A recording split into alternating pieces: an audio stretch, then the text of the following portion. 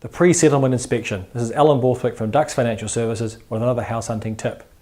Before you settle on the house, a day or two beforehand, you want to go back and do another final check. It's called the pre-settlement inspection. You arrange this with the real estate agent.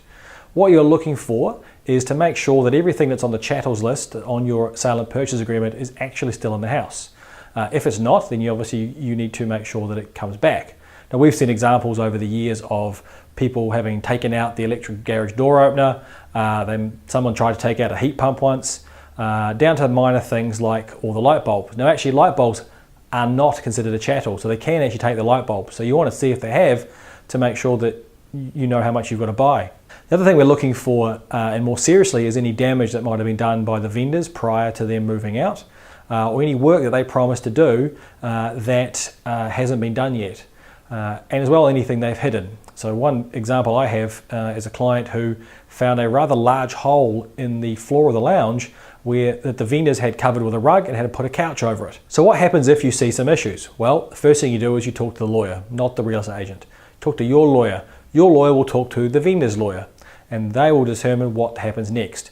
Usually it's either they put the item back or they might pay for you to cover the cost of the item, or if it's serious, your lawyer will hold back an amount of money to cover the cost of any work, usually a lot more than it's going to cost to do the work.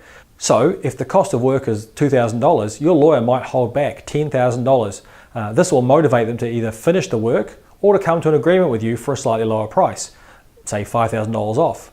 This way you still get to settle, still get to take possession and move in, but this is going to get fixed. Now, if it's really bad, obviously your lawyer is going to cancel the contract, but I've never seen that. So it would have to be criminal, or the house simply isn't there anymore, or they've done serious damage to it. One thing to note though is that clean and tidy, which is one thing you're looking for, there's no real definition for this. So your level of clean and tidy may not be theirs. And unfortunately, it's quite likely that you'll be having to move out of a house, especially if you're renting, that you've done a lot more cleaning on than the house you're moving into. It's usually not too bad, but just something to be aware of. Anyway, I hope you enjoyed this tip. It's another house hunting tip from Alan Borthwick at Ducks Financial Services.